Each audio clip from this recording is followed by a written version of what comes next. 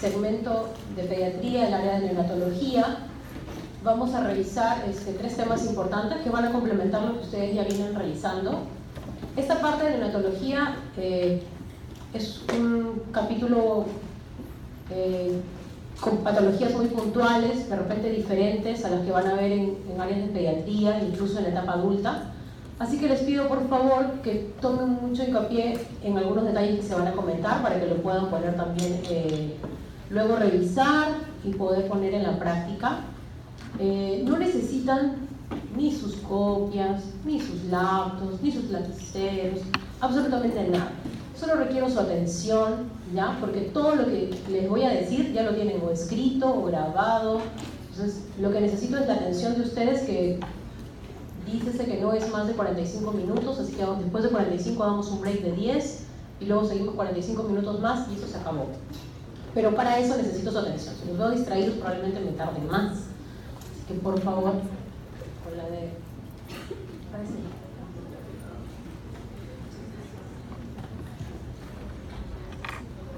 Ok, para poder dar inicio, el tema es evaluación de crecimiento intrauterino. Creo que ya han tenido una introducción a esto en la práctica, ¿no? Todos, a ver, ¿quién no ha sacado la gestacional? ¿Nadie ha sacado la gestacional todavía en la práctica? ¿No han hecho práctica? A ver, levanten la mano, ¿quién ha tomado la edad gestacional a un neonato? Mi grupo va a decir, ninguno va a levantar la mano, pero los demás, ¿nadie tomó la gestacional? ¿Nadie ha visto un neonato en una semana ya de práctica? ¿No han visto edad gestacional, peso, talla, perímetro cefálico? Ok, entonces de eso se trata un poco lo que vamos a hablar hoy día. Vamos a hacer un pequeño recordaris en lo que es la evaluación de crecimiento intrauterino, sí, corresponde a ginecología, pero tiene mucho que ver con nosotros en la etapa neonatal, porque si nosotros conocemos cómo es el desarrollo de la embriogénesis y la etapa fetal, nosotros vamos a poder aplicar esto a la etapa neonatal, que es lo que nos interesa. Entonces, el crecimiento intrauterino tiene que ver con 2 componentes, uno genético y el otro ambiental. El componente genético principalmente es algo que no podemos modificar, ¿verdad? Nadie puede modificar la genética, es algo que ya traemos. Sin embargo, la parte ambiental sí la podemos modificar y tenemos que tratar de influenciarla. Más o menos para que conozcan los temas que vamos a tratar de manejar hoy. En lo que es el crecimiento y desarrollo, mencionar las 3 etapas, ¿no? La primera, algunos lo dividen en solo 2 etapas, la etapa embrionaria y la etapa fetal. La etapa embrionaria hasta las 12 semanas y la etapa fetal de aquí en adelante hasta el momento del nacimiento. Aquí algunas literaturas lo dividen en estas 3. El periodo germinal, que es de la fecundación, ¿no? Las primeras 2 semanas, donde hay la formación de los órganos, ¿no?, más importantes. Es un periodo bastante de división celular muy rápida. El periodo embrionario, que dura aproximadamente 14 días posteriores, y finalmente el periodo fetal, que es el que a nosotros nos compete. El periodo fetal per se, hablamos de un crecimiento bastante rápido, ¿no? Los que ya revisaron la clase, esto ya lo vieron un montón de veces, esta imagen, y me he escuchado mencionando cómo es la progresión, ¿no? En la primera etapa, por decirlo así, que son las primeras 16 semanas, una hiperplasia celular. La siguiente etapa, que habla de una hiperplasia con una hipertrofia, ¿no? Y luego de esto hablamos de la hipertrofia celular, que va hasta el momento de la gestación. Como ven, es más o menos en volumen cómo se va a dar el crecimiento de nuestro feto. Si queremos ser gráficos y hablar de algún porcentaje, en realidad vamos a hablar del aumento en función del peso, que de repente es la manera más sencilla de clasificar a los neonatos posteriormente, ¿no? El peso es un estándar mundial, nadie se va a confundir. De repente para mí un bebé puede tener determinada edad, determinada apariencia, puede ser prematuro, puede ser pequeño. Sin embargo, en función del peso nadie se va a equivocar porque es un dato objetivo. En el crecimiento fetal también podemos ponderarlo de esa manera. El aumento de 5 gramos en las primeras 14-15 semanas, posteriormente hasta las 20 semanas un crecimiento de 10 gramos, y de 30-35 gramos hasta las 31-34 semanas. Doctora, ¿para qué nos explica esto si no nos lo vamos a memorizar? De acuerdo, pero ustedes tienen que ponderar si el crecimiento fetal va acorde a lo normal, pero para conocer lo normal tienen que conocer estos datos, ¿verdad? Si no, ustedes van a decir el bebé es pequeño, es grande, es adecuado, y eso va en relación a cómo estuvo intraútero. Recordemos algunos detalles, ¿no? Que al final de la gestación el crecimiento es menor, y que obviamente si es una gestación múltiple también va a ser menor el crecimiento. Nuevamente mencionarles que la etapa fetal comienza alrededor de las 12 semanas y tiene dos influencias, genética y ambiente. Dos herramientas que tenemos que nosotros vamos a investigar de la historia clínica materna y las vamos a trasladar a la historia clínica neonatal, tienen que ver con la historia de la madre, ¿no? Y un dato muy importante es la ecografía obstétrica. La ecografía obstétrica que a ustedes les interesa para ponderar la edad gestacional posterior es la ecografía del primer trimestre, ¿ok? Ahí les he puesto algunas características tanto de la ecografía del primer trimestre como la segunda ecografía, pero lo que me interesa es que recuerden esta parte donde dice longitud corononalga. La primera ecografía habla de la longitud corononalga, que es la que me va a permitir a mí de manera indirecta evaluar la edad gestacional de mi feto. También me permite obviamente hacer la confirmación, como les decía, de la edad gestacional y ver algunas otras características. Posteriormente, la segunda y tercera ecografía podrían darnos alguna estimación de la cantidad de líquido, de la presentación del feto, localización de la placenta y algunos datos que me van a servir sí para lo que es la atención del recién nacido. Este cuadro, no se estresen, simplemente trata de subrayarles algo. Miren las primeras 3 semanas que dice cierre del tubo neural. En alguna de sus prácticas, y los que han tenido la rotación la semana pasada con nosotros, el día de ayer tuvimos el nacimiento de un bebé con anencefalia, que inicialmente ese era el diagnóstico prenatal que nos hicieron. Posteriormente, ya con el examen físico, determinamos que era un paciente con encefalocele. Y estos son defectos ¿de dónde? Del cierre del tubo neural, que se dan cuando en las primeras 3 semanas de la embriogénesis. ¿Ok? Entonces, cuando ustedes ya van a hablar, doctora, este es un cierre del tubo neural, un defecto que se da durante estas primeras semanas. ¿Hasta dónde va la embriogénesis? Dijimos, más o menos hasta las 12 semanas, porque ahí comienza, ¿qué cosa? La etapa fetal. Si se dan cuenta, el gráfico es muy ilustrativo, porque ven ahí cómo se van formando los órganos, corazón, miren ahí, incluso algunos sentidos, audición, agudeza visual, ¿no? Genitales, etc. Y aquí vemos en la parte inferior cómo se van formando cada uno de los órganos. Y en la parte final, básicamente es el crecimiento, ¿no? Es el crecimiento, que era lo que estuvimos hablando hace un momento en las diapositivas previas con valores. Mencionaba que tenía un componente genético y un componente ambiental. Vamos a ver qué tanto porcentaje influye. ¿No les interesa saber a ustedes qué tanto porcentaje de, digamos, su composición corporal tienen? Entonces, dice que la composición genética es entre 30 y 50%. Acá en la gráfica hemos puesto 38%. A nivel materno se dice que tiene una influencia hasta un 20%, así que las mamás ahí van influenciando más. El sexo también, se dice que los varones pueden tener 200 gramos por encima del peso de los neonatos, en este caso femeninos. La influencia ambiental es hasta un 62%. Vemos aquí el ambiente materno, que también es importante, la edad y paridad. Acuérdense que los extremos de la vida por lo general podrían haber alguna alteración, ¿no? Y influencias también que entrarían en otro ámbito. Características de este crecimiento intrauterino: es un crecimiento rápido, ¿no? 9 meses para formar un nuevo ser humano es extremadamente rápido, y el útero es permeable a un montón de influencias, no solamente de pasaje nutricional, ¿bien? De pasaje nutricional, de hormonal, oxemia, intercambio gaseoso, desecho también, en este caso, de la orina, por decirlo así, depuración, sino también de influencias sociales, ¿no? Y también ambientales. Los primeros latidos lo escuchaban a las 12 semanas, simplemente para recordarles que los movimientos se van a percibir a partir de las 20 semanas, eso no es motivo de la clase, y vamos a nuestro tema. Ya sabemos cómo crece normalmente en la etapa fetal. Perfecto. Ahora mi tema, restricción del crecimiento intrauterino. ¿Qué pasa cuando esto no sea así? ¿A qué le llamamos restricción del crecimiento intrauterino? Tiene que ver con la falla, ¿no? Cuando yo no alcanzo el potencial genético, ¿no? Entonces, si estaba programado que este iba a ser un feto que iba a tener un ponderado de 3 kilos, por alguna razón solo se quedó en 2. Insuficiencia uteroplacentaria, puede ser que hubo alguna patología materna al final de la gestación, alguna patología materna crónica, algún evento traumático que interrumpe también la gestación, no lo sé. Algo que no permite que se llegue a ese potencial, ¿no?, genético que estaba programado. ¿Qué es lo que más o menos trato de mencionarles aquí? Fracaso del feto alcanzar su potencial de crecimiento. Todo se mide, ya ustedes conocen en neonatología, en tablas, ¿verdad? Hablamos en tablas, con desviaciones estándar, con percentiles, ¿no? Hoy en día hablamos básicamente de desviaciones estándar. Entonces, el RSIU es la incapacidad para lograr el crecimiento intrauterino óptimo, que estaba dado por dos cosas, ¿se acuerdan? Genético y ambiente. Me interesa que diferenciemos ya un término que vamos a nosotros a mencionar frecuentemente en neonatología. Restricción del crecimiento uterino feto, intraútero. Pequeño para edad gestacional, neonato.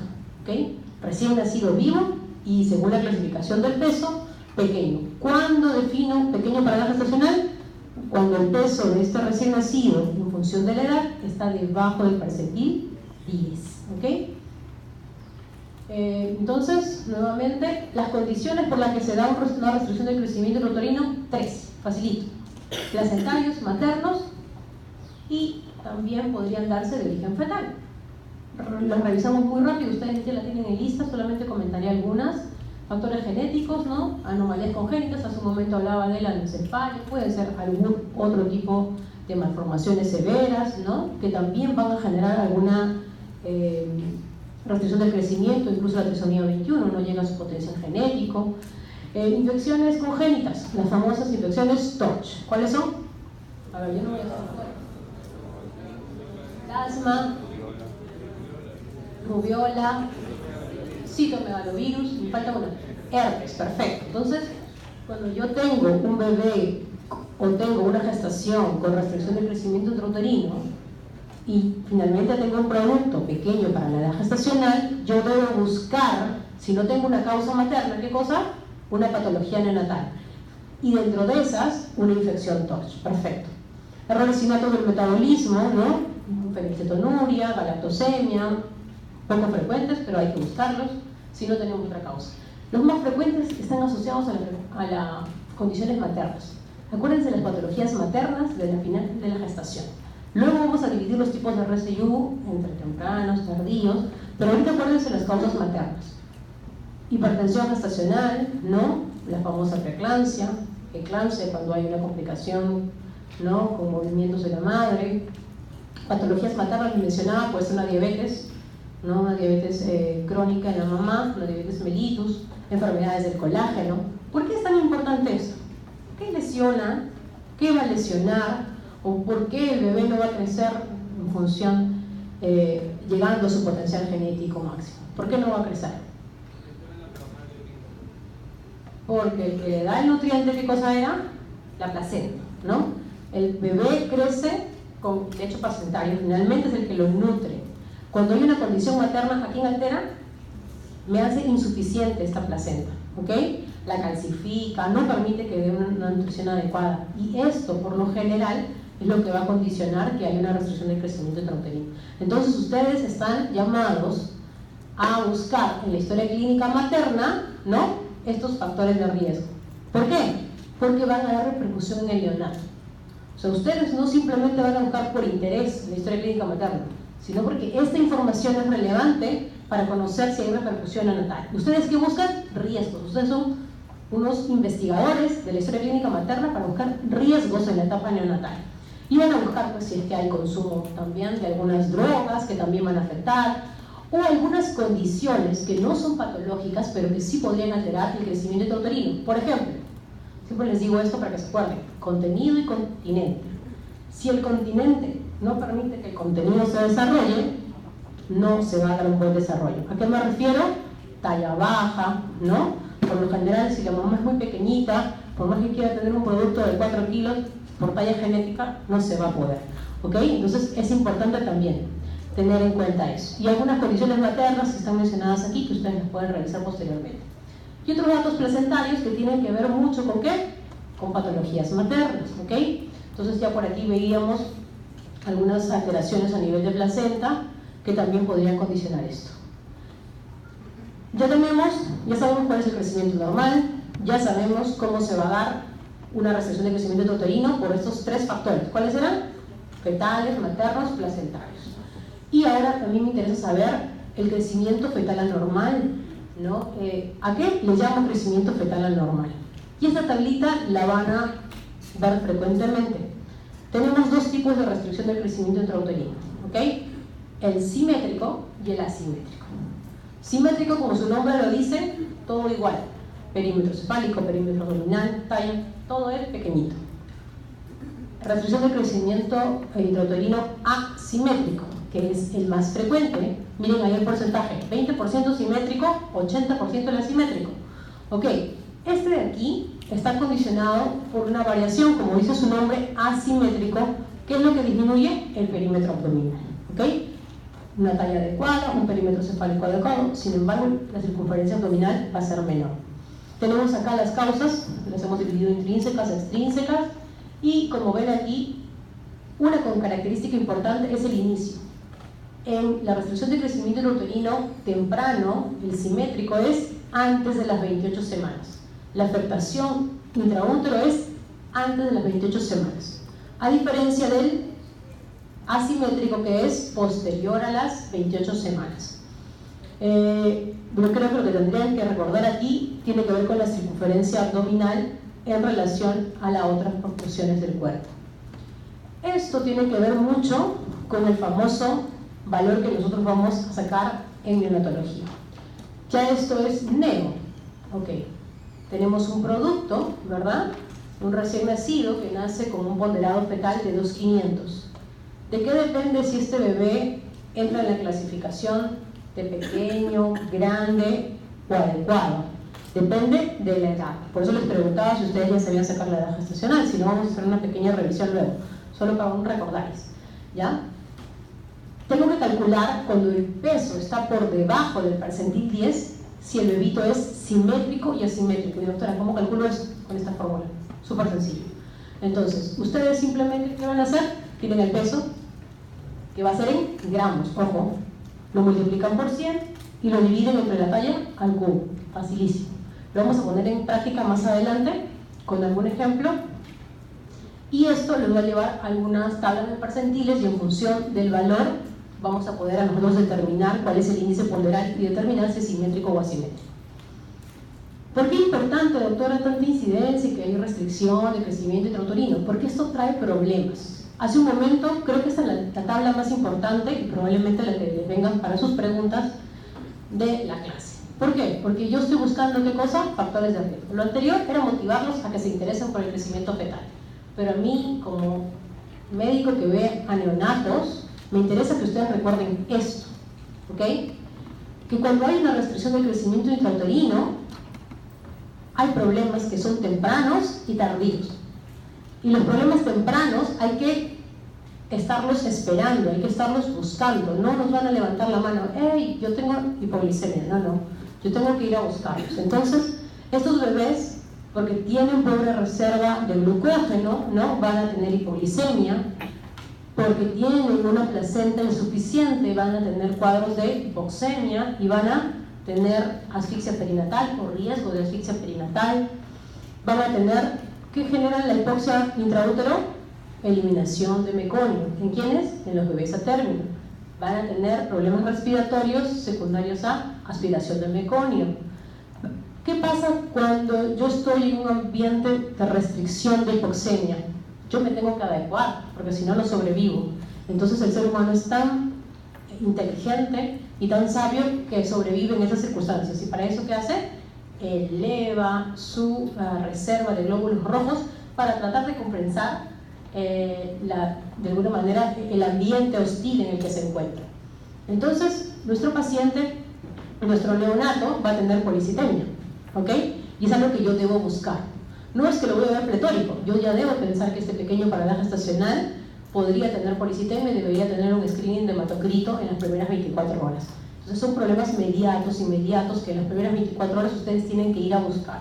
Hipoglicemia, asfixia, aspiración de meconio, policitemia, trastornos de termorregulación, lo tienen todos los neonatos, ¿sí? pero ellos no tienen más, ¿ok? Hipotermia también y trastornos de coagulación, entre otras patologías. Y doctora, ¿y las secuelas? También. También es importante, y incluso está la hipótesis de Barker, que cuando ellos están expuestos a situaciones hostiles pueden generar algunas patologías crónicas.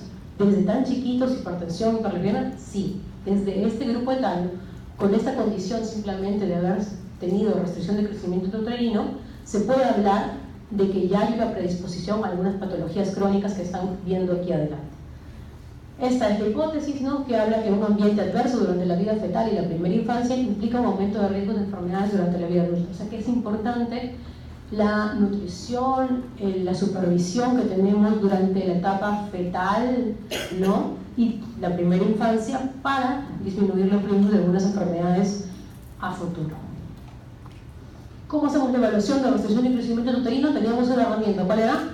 La ecografía. Perfecto. Ustedes ya simplemente tienen que ir a revisar la historia clínica materna, la ecografía, y van a hacer una valoración ¿de qué? De algo objetivo. ¿Qué cosa es? El ponderado fetal. Ustedes van a ver el ponderado fetal en función de la edad y van a ver los famosos percentiles. Debajo del percentil 10, ese es mi paciente. Ustedes dicen restricción de crecimiento intrauterino. Y van a revisar la ecografía. Si es una ecografía que está alterada, buscarán alguna patología fetal. Acuérdense. Y con eso, una de las cosas que van a buscar, ¿qué cosa es? Patología fetal, malformaciones, cariotipo. Perfecto. Y si tienen una ecografía normal, irán a ver el Doppler, ¿no?, es decir, la vascularidad de la placenta, y si es que todo va bien, pueden haber repetir de repente esta ecografía, y si persiste debajo del percentil 10, probablemente sea un pequeño parada gestacional. Acuérdense que hay causas constitucionales también, ¿no? Y si hay un Doppler alterado, probablemente estemos encontrando a nuestro paciente con restricción de crecimiento intrauterino secundario a nuestras tres causas. ¿Cuáles serán? Fetales, maternas, placentarias, con todo lo que ustedes tienen que revisar de cada una. Perfecto. Entonces el diagnóstico, primero para hacer diagnóstico de que mi ponderado fetal va en función de que una edad gestacional. Ustedes tienen que necesariamente estimar la edad gestacional. La estimación del peso la van a hacer por ecografía, ¿no? Y como ven aquí, existen percentiles para esto, ya lo habíamos comentado previamente. No me interesa que la aprendan esta tabla de percentiles, simplemente que la tengan como herramienta para la clase. Cuando les mencionemos en función de esa edad gestacional cuál sería el percentil 10, ustedes ya lo tienen acá, ¿no? Y les puse también otra tabla en función del sexo, para que puedan durante su práctica estimar en función de sus percentiles, ¿ok? Entonces, ¿qué hicieron ustedes? Lo primero que hicieron fue revisar, ¿no?, ver cuál era el potencial genético de su bebé. Posteriormente, hacer un diagnóstico fetal si es que había alguna alteración, ¿no?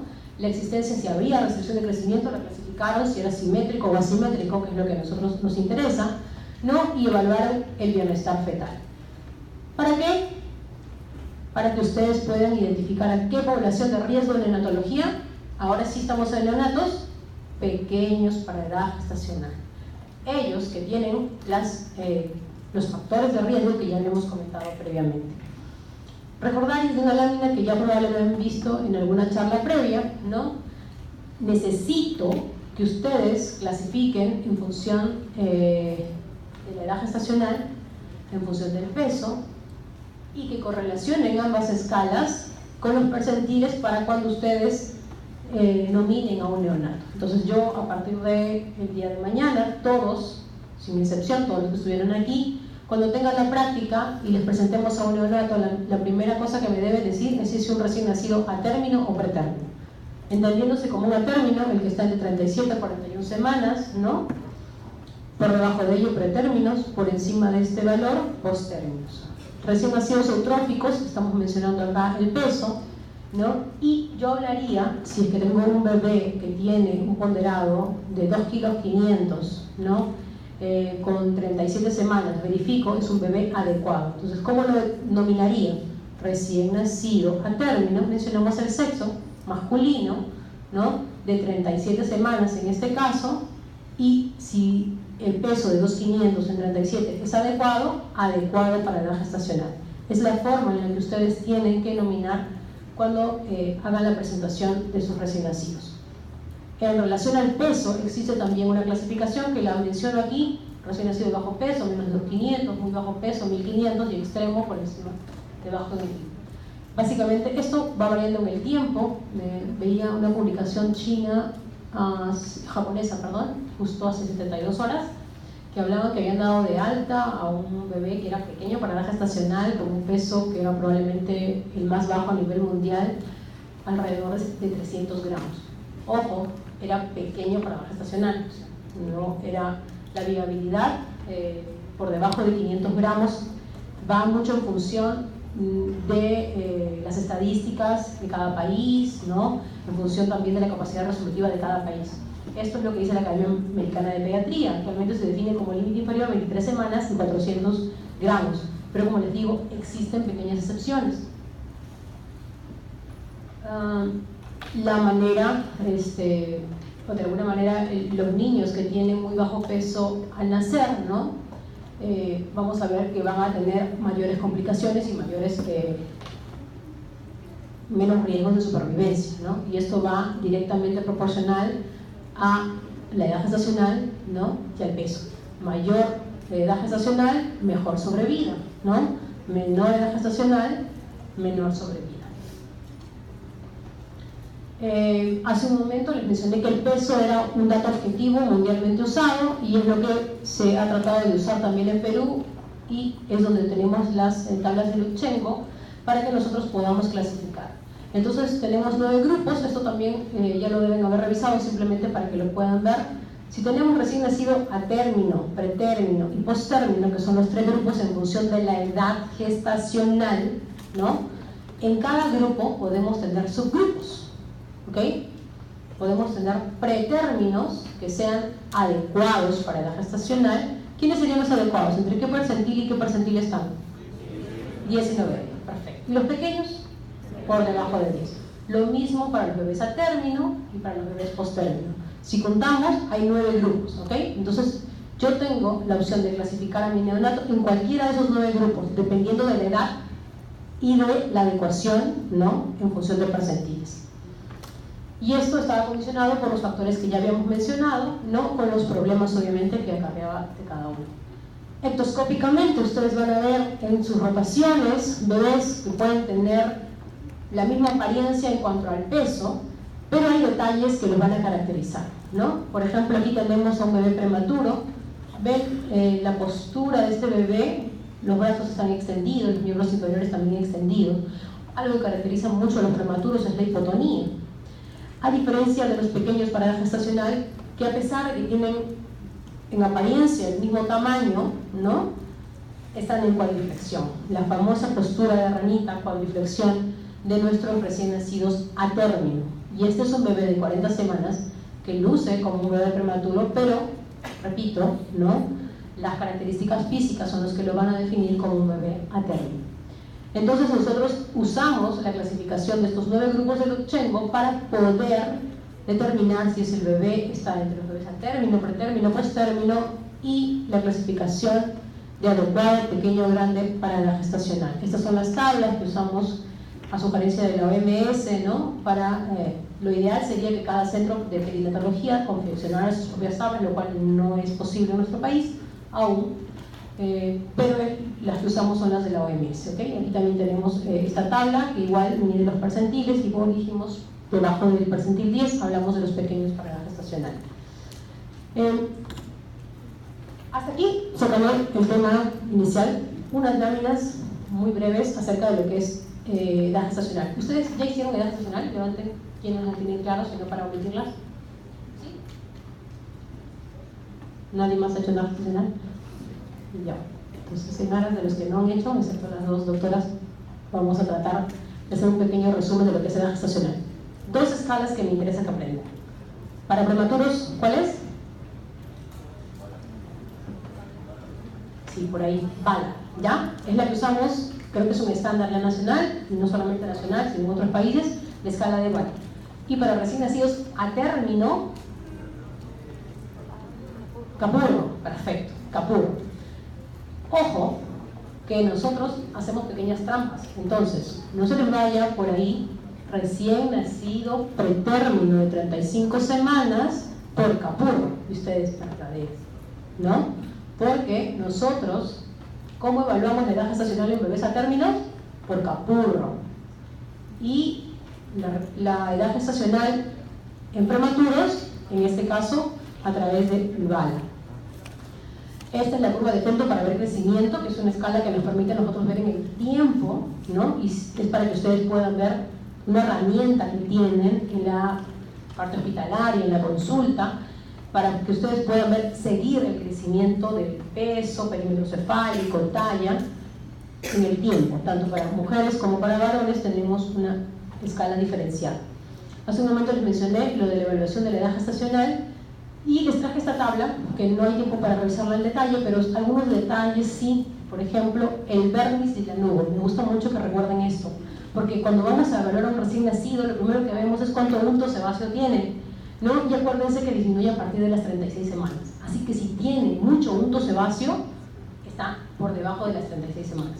Si hay mucho unto sebáceo, ya ustedes tienen que decir, no, este es un bebé prematuro. El lanugo desaparece, ¿no?, a partir de las 32 semanas y está presente en los bebés a término solo en hombros. Entonces, si ustedes ven mucho lanugo, no solo en hombros, sino en otras partes del cuerpo, tienen que pensar que este es un bebé a término, ¿okay? Si está distribuido en todas partes del cuerpo, es un bebé prematuro, perdón. Si está solamente en hombros, sería un bebé a término. Lo mismo con algunas características más que por horas del tiempo no vamos a detallar. Gráficamente, para que se guarden esta imagen. Un pabellón auricular que repliega, como ven aquí, rápidamente, un bebé prematuro, ¿no? Este de aquí, que está incurvado, ¿no? Probablemente que cuando nosotros lo tratamos de replegar regresa rápidamente, es la característica de un pabellón ya formado de un recién nacido a término. Los nódulos mamarios, por lo general, no visibles en los prematuros, posteriormente ya son palpables a partir de las 32 semanas, muy poquitín, y a las 36 semanas obviamente ya hay una mayor. Los surcos de la superficie plantar, ¿no?, que los vamos a evaluar, como ven, en el caso de los prematuros, casi son imperceptibles, y en el tercio anterior ya se aparecen a partir de los recién nacidos a término, ¿no? Algunas diferencias entre los prematuros y los recién nacidos a término. La escala de Usher, que también nos sirve para valorar la edad gestacional, TUBUIS también. Estos son las características físicas y neurológicas, pero son muchas y a veces no es tan práctico. Entonces nosotros hemos, por convención, usado el método de Ballard, que es confiable, es breve, ¿no?, y permite también la evaluación de un recién nacido que no está, de repente, que está con alguna patología, que está hospitalizado. Aquí la vamos a desarrollar en la parte práctica, ¿no?, porque requiere obviamente poder leer cada una de las variables que tiene, como postura, ventana cuadrada, ¿no?, que lo tenemos que hacer en la parte práctica, y algunas características físicas que les mencionaba, como piel, lanugo, superficie plantar, entre otras. Y el método de Capurro, una última lámina. ¿Cómo se calcula? ¿Qué características miden? Eso sí, no se lo vamos a perdonar, ¿eh? Capurro sí se lo tienen que aprender. Ballard de repente con una herramienta, pueden imprimir la hojita, pero Capurro sí me tienen que conocer las características, y las vamos a repasar ahorita. Forma de la oreja, ¿no?, es uno de los parámetros. Tamaño de la glándula mamaria, formación del pezón, textura de la piel, pliegues plantares. ¿Qué hago con todo este puntaje? Lo sumo, ¿no?, y se va a sumar el valor de 204, lo divido entre 7 y ahí tengo la edad gestacional, ¿ok? Eso es lo que haríamos para calcular la edad gestacional según Capurro.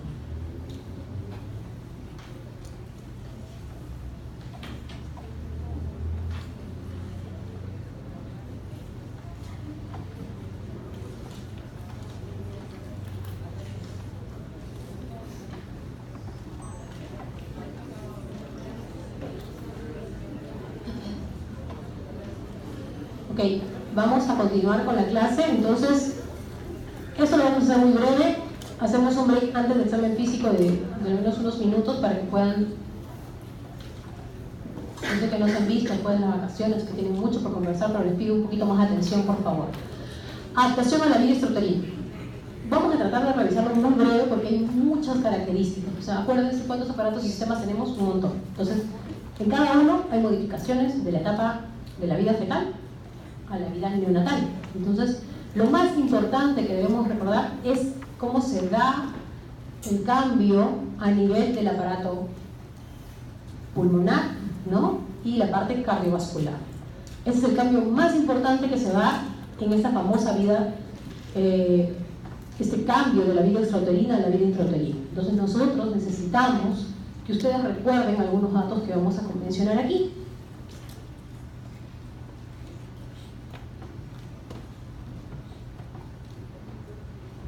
Antes de darles los detalles, necesito que mencionen o que recuerden también, los que han tenido la oportunidad de hacer la atención inmediata de algún recién nacido, que tenemos pequeñas etapas. Les decimos periodos de adaptación. Esto para efectos de conocer la evolución normal de nuestro neonato, es importante que tengan en cuenta. La transición neonatal es muy importante, ¿ok? Antes, en la vida fetal, ¿quién se encargaba de todo? La placenta. Exacto, la mamá. La mamá, pero a través de la placenta. ¿Y qué pasa cuando nace el bebé? Clampamos. ¿Qué pasa inmediatamente en ese momento? Nuestro neonato se tiene que encargar de todo, ¿ya? Él solito tiene que ventilar, él solito tiene que encargarse de eliminación de excretas, él tiene que bombear, ¿no? Hacia todos sus aparatos y sistemas, él se encarga de todo lo que es organización hormonal, él tiene que hacer todo. Es un momento muy hermoso, pero también con mucho riesgo, porque si algo altera este momento de transición, pueden darse, ¿no? Pequeños riesgos para el bebé que podrían, ¿no? generar o desencadenar patologías que luego les vamos a ir manejando. Pasado este momento de adaptación, ustedes van a observar a su neonato y van a observar estos periodos. Entonces, la transición neonatal es un periodo de estabilización entre la vida intrauterina y la vida extrauterina. ¿Qué es lo que se va a estabilizar, doctor? La temperatura. ¿Cómo estaba intraútero? ¿Cómo estaba la temperatura intraútero? ¿Cómo se lo imaginan? Regulada totalmente, ¿no? Sí, mucho mejor que el aula cuando están sufriendo aquí con frío o calor. Intraútero era súper bien, ¿por qué? Estaba amortiguado, de alguna manera hay una amortización por el líquido de la parte sonora, ¿no?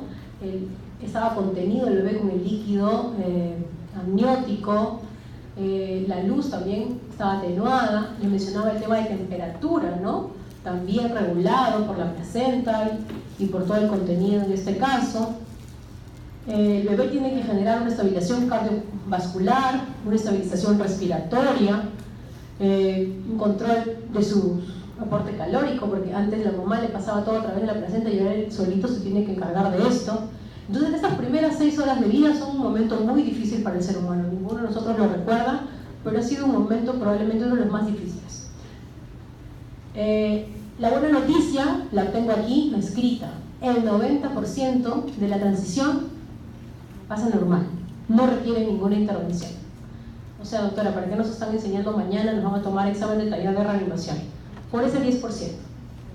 Porque existe un 10% de los neonatos que sí requiere alguna intervención, ¿ya? Entonces, para eso nos estamos entrenando nosotros aquí, para ese 10%. Pero, por suerte, el 90% lo puede hacer solito. Todo lo hacemos solitos. Características de estos 3 periodos. Tenemos un primer periodo, el periodo de reactividad, que va entre 15 y 30 minutos y tiene una peculiaridad. La frecuencia cardíaca, ¿de dónde a dónde es normal? 120 a 160. Perfecto. Entonces, en estos primeros 15 minutos podría elevarse un poquitín más y es fisiológico, no es patológico. Periodo de reactividad, primer periodo de reactividad, primeros 15 minutos de vida. ¿La frecuencia cardíaca puede estar en 180? Sí. ¿De manera fisiológica? Sí. Respiraciones irregulares, el recién nacido está alerta, tiene tremores, hay llanto, ¿no? La actividad está un poco incrementada. ¿Quiénes han atendido un parto? A ver, levanten la mano para ver si por ahí estoy hablando en el vacío o hay alguno que me está siguiendo.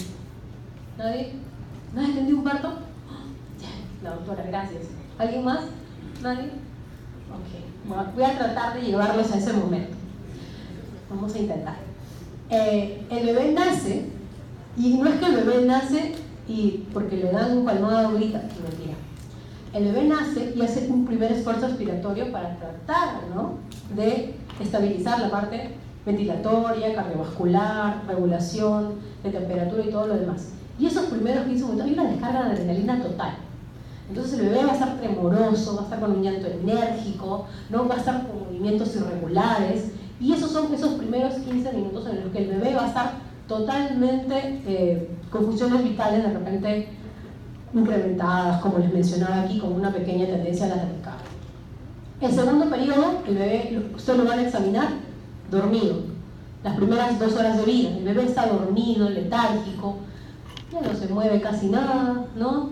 El examen de los componentes neurológicos de maduración pueden verse afectados, o sea que no es un buen momento para hacer el examen. Incluso podríamos encontrar bradypnia y reflejos disminuidos. Pasa este momento de 2 horas y viene nuestro segundo periodo de reactividad, que es un momento espectacular.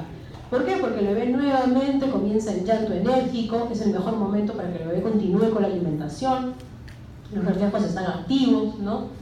Es un excelente, como les decía, momento para alimentarse, y va a haber un aumento incluso del tono. Este segundo periodo de reactividad. Entonces, ya nació nuestro bebé, tenemos nuestros 3 periodos. Regresamos a lo previo.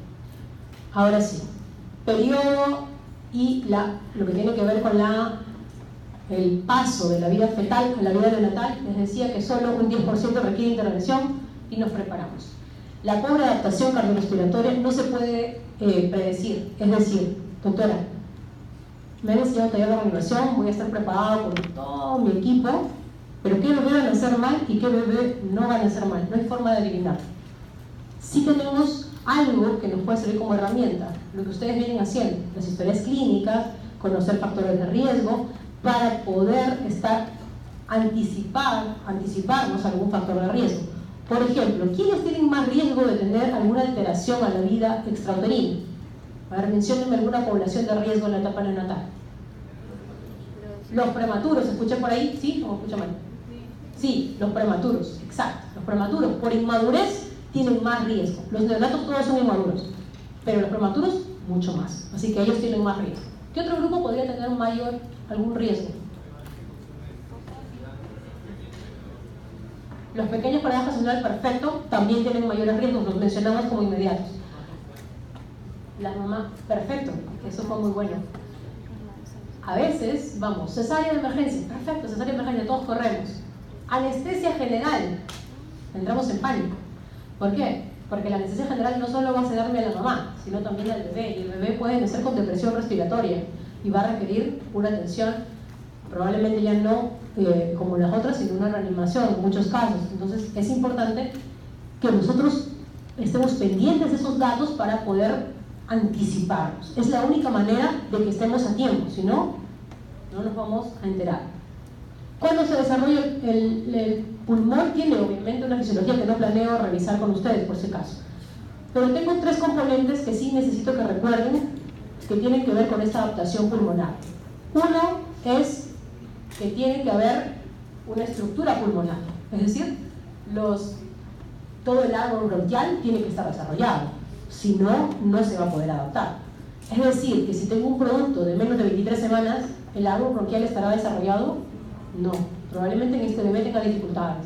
Si estoy hablando de un bebé de 28 semanas que ya tiene una maduración, un desarrollo del árbol bronquial, digamos que ha mejorado, pero que todavía no tiene los componentes adecuados, probablemente tenga mayor riesgo para la adaptación pulmonar. Y si tengo un bebé de 41 semanas, no, con él no voy a tener problemas con su árbol bronquial. Otro componente que necesito, surfactante, perfecto. ¿Qué dice ahí? La etapa canicular, por eso lo puse, aparece, pero no está en cantidades suficientes. Seguramente me dijeron, doctora, pero me han puesto ahí que desde la semana 27 ya está. Sí, pero no es suficiente. Ya hay, pero con esta cantidad no me sirve del todo para mantener esta adaptación. Entonces ya tenemos un componente, la estructura bronquial, con los alveolos. 2, surfactante. 3, ¿qué les falta para que el bebé se adapte bien? A nivel respiratorio. Quien me lo dice, me acuerdo y les mando un punto más. Sí, la bien, tiene que ver con eso. Tiene que haber un estímulo, o sea, tiene que haber una conciencia del acto respiratorio, porque si el bebé no tiene una respuesta respiratoria espontánea y el bebé va a estar en apnea, no va a haber esfuerzo respiratorio espontáneo. Entonces tiene que haber conciencia, un acto respiratorio consciente. 3 componentes para la adaptación que necesito. 1, el desarrollo pulmonar, que ya lo tiene, surfactante, que por la edad, y el otro, el acto consciente del evento respiratorio. Detalles nada más que voy a revisar muy puntuales. En el feto, ¿cómo están los pulmones? Eso sí les sirve para mañana, para su taller. ¿Cómo están? Llenos de agua, líquido pulmonar. ¿Ok? El pulmón no está vacío en la etapa fetal. ¿Cómo está? Con líquido. ¿Ok? El pulmón en el feto tiene líquido pulmonar. Las arteriolas pulmonares, ¿cómo están? Contraídas. Ojo, esta palabra la tienen que recordar. La resistencia vascular pulmonar, ¿no? ¿Cómo está en el feto? Aumentada. Esto sí necesito que lo interioricen, ¿ya? Porque es parte del cambio que se da en la etapa fetal. En el feto, la resistencia vascular pulmonar está aumentada y la resistencia vascular sistémica disminuida. ¿Ok? El flujo sanguíneo, vemos aquí se da a través del conducto arterioso y vemos cómo se da el pasaje. Vean aquí el líquido pulmonar. ¿Qué pasa en una transición normal? Hay que retirar el líquido pulmonar. Ahí les voy a explicar cómo se retira. Tenemos la expansión de los pulmones.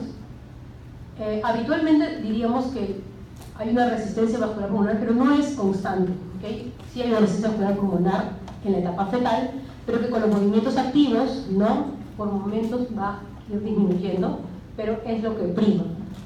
El incremento del flujo sanguíneo pulmonar también está dado. 3 mecanismos por los que se elimina el líquido pulmonar. Siempre me dicen, doctora, el inicio del trabajo del parto y el pasaje por el canal. El más importante no son ninguno de los 2 que mencioné. El más importante tiene que ver con drenaje linfático. La labor de parto no va a generar que las células epiteliales del pulmón van a reabsorber el líquido y van a generar el famoso drenaje linfático. Y a través del drenaje linfático, este es el mecanismo principal para la eliminación del líquido. 3 mecanismos entonces. Mecanismo número 1, la labor de parto hace que se produzca menos. Ya no hay tanto líquido. Segundo mecanismo, drenaje linfático. Y tercer mecanismo, que es el menos importante, el pasaje por el canal vaginal. Si no, imagínense, todos los niños que nacen por cesárea tendrían grandes problemas. Después del nacimiento, ¿qué es lo que pasa? Hay una inspiración pasiva, evaporación, transporte, liberación de catecolamina, drenaje linfático, entre otros. Finalmente, pónganse en esta imagen. Ay, yo sé que están escribiendo, pero vean esta imagen. ¿Qué pasó en la etapa fetal? Lleno de líquido. Con la primera respiración, ¿qué pasa? Ingresa el aire. 3 mecanismos para eliminar el líquido pulmonar. Se produce menos drenaje linfático, ¿y qué más? Pasajes por el canal vaginal. Se comienza a retirar el aire, el líquido pulmonar e ingresa el aire, ¿no? Con las respiraciones siguientes. Entonces los alvéolos se van a expandir de alguna manera con este aire, el líquido pulmonar se va y la resistencia vascular del pulmón va a disminuir, con lo cual el flujo sanguíneo del pulmón va a incrementar. Entonces, ¿cuál es el gran cambio que se da a nivel pulmonar? La resistencia vascular pulmonar tiene que estar aumentada en la etapa fetal para permitir que este árbol, los alvéolos estén distendidos y puedan desarrollarse. Y cuando el bebé nace, ¿qué pasa, doctora? La resistencia vascular pulmonar cae. ¿Y la resistencia vascular sistémica qué pasa? Se eleva. Pobre que no se acuerda. Ok. Cambios cardiovasculares.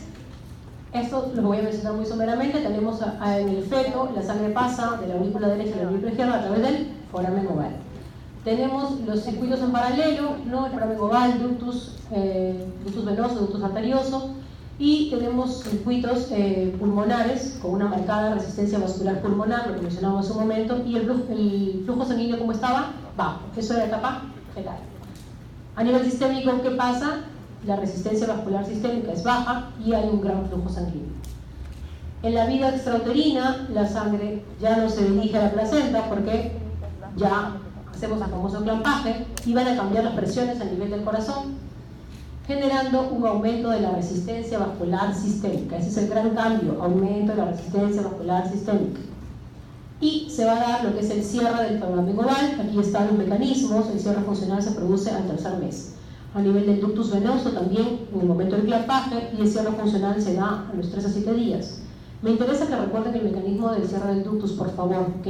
Así que eso debe tener por alguna razón que lo estoy mencionando. Se da a través del incremento de presión de oxígeno, la caída de la prostaglandina E2, bradicininas, y también recordar que el cierre funcional se da a las 72 horas. Muchos de los soplos funcionales tienen que ver con el cierre del ductus, ¿ok? Su cierre anatómico se da a la 8ª semana.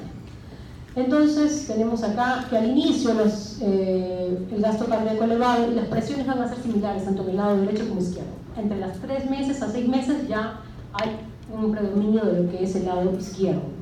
La disminución de la resistencia vascular pulmonar, ¿no? Va a llevar a una expansión pulmonar, dilatación del lecho vascular pulmonar, regresión gradual del grosor muscular, entre otros cambios que se van a dar. Para que no vean solamente datos importantes, me interesa que recuerden esto, por ejemplo. ¿Por qué hablamos de que haya acroceanosis en el neonato? ¿Alguien ha visto acroceanosis? ¿Alguien tiene idea de qué se trata?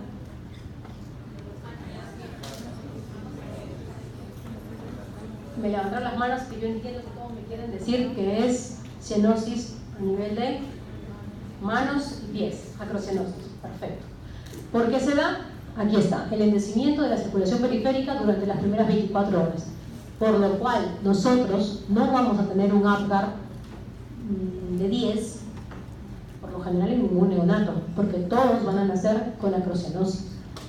Es la razón por la que la mayoría de nuestros Apgar van a ser, como les mencionaba, 9 como valor máximo por la presencia del color que va a estar marcando solamente en un punto, ¿no? Los soplos que ya mencioné que son transitorios, y bueno, creo que acá no voy a llevar otro dato. A nivel gastrointestinal sí me interesa recordar algunas cosas. Acuérdense de la inmadurez, ¿ya? Sí, doctora, todos los bebitos son inmaduros, sí. Pero hay algunas características, que hay déficit de algunas enzimas que no van a permitir que haya un buen metabolismo. En este caso, no empieza a secretar la saliva, por ejemplo, hasta los 2 a 3 meses de edad. El vaciamiento gástrico es lento, ¿ok? Tienen una capacidad de 50 a 60 milímetros, por ejemplo acá, y vemos que el meconio también tienen que recordar lo que se elimina en las primeras 24 horas, y acá está el porcentaje en función del tiempo. Mencioné aquí lo de la actividad enzimática, básicamente para que ustedes vean que no es que el bebé puede comer un montón de cosas, solo leche materna. ¿Por qué? Porque es lo que puede digerir en ese momento, porque solo puede digerir azúcares sencillos como la lactosa, sacarosa y algunos otros oligosacáridos. Esta tabla, que la había ampliado en la otra, trata de mencionar esto. Algo que quiero que recuerden, lo último que dice ahí, si lo leen, succión nutritiva y deglución, se coordina entre 32 a 36 semanas, ¿ya? Dentro de lo que es la inmadurez de la etapa neonatal, algo que sí tienen que recordar es que se logra esta coordinación en estas semanas. Quiere decir que antes de las 32 semanas yo podré alimentar a mi bebé. ¿Por sí solo se podrá alimentar? Probablemente no. Antes de las 32 semanas no lo va a poder hacer solo, ¿ya? Si ven aquí, la deglución se consigue mucho antes, incluso antes de la semana 16. Doctora, pero si ya está deglutiendo en la semana 16, pero no coordina la succión con la deglución, entonces se va a aspirar el paciente y neonato. Tengo que tener cuidado con esto. La adaptación hepática, que tiene que ver con el metabolismo de los carbohidratos en general, depósito de glucógeno, que es 2 a 3 veces mayores que los niveles de los adultos, y algunos datos aquí que pues parte diferente en cualquier parte de la vida humana, la presencia de ictericia. En ningún momento de la vida nos enfermamos tanto y tenemos tanta tendencia a tener ictericia como en la etapa neonatal, y esto tiene una condiciones fisiológicas que se dan en la etapa neonatal. Una de ellas que menciono aquí, hay mayor destrucción de los hematíes. Tenemos que los glóbulos rojos tienen un periodo de vida más corto, ¿no? 90 días. En el caso de los prematuros, menos todavía, 30 días. Las membranas de los glóbulos rojos son más frágiles. Tenemos una función hepática insuficiente con disminución de algunas enzimas y inmadurez del sistema de excreción. Por ende, tenemos más riesgo de ictericia. Eso lo tienen que revisar.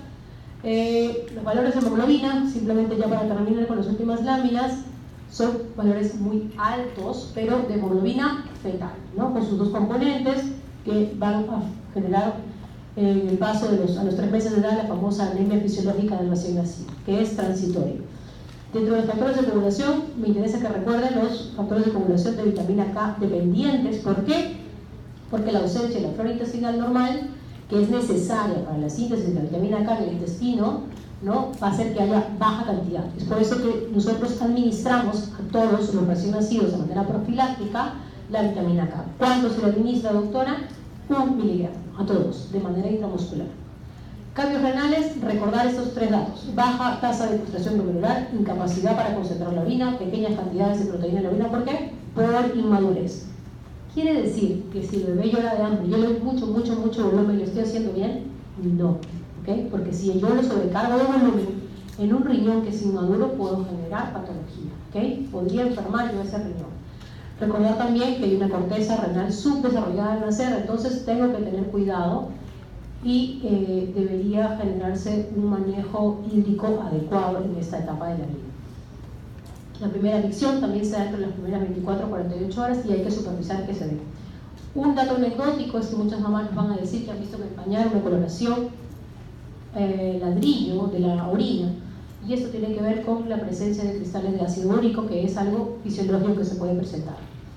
El sistema osteoinmune también nos escapa, es inmaduro en la etapa neonatal y es importante que nosotros recordemos que hay una falla para reconocer, localizar y destruir a las bacterias invasivas. Entonces es una etapa de riesgo, ¿okay? Es una etapa de riesgo. Sin embargo, no hay una buena respuesta a nivel del hipotálamo para generar pirógenos. Quiere decir que si yo tengo un neonato que presenta fiebre, me debo angustiar, debo sospechar si la fiebre es por sepsis. La fiebre no es el mejor indicador de infección en esta etapa, por esto, por la inmadurez. Por lo general, el mejor indicador sería la hipotermia, ¿okay? Lo menciono aquí, el mejor indicador de infección en el neonato sería la hipotermia. Y recordar esto de aquí, último, el calostro es muy alto en inmunidad A y obviamente va a generar una inmunidad pasiva. Es por eso importante que nuestro neonato la reciba para mejorar el sistema inmune. Esto tiene que ver mucho con algo que ustedes van a evidenciar en el examen. Los recién nacidos ocasionan movimientos tipo sobresaltos, ¿no?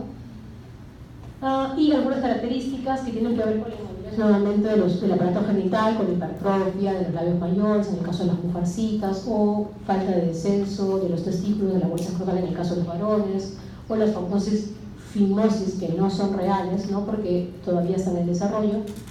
Un evento que puede presentarse en el tema genital es la pseudomenstruación, que es mamá por vía transplacentaria. También pasaba, ¿qué cosa? Hormonas, pasaba estrógeno.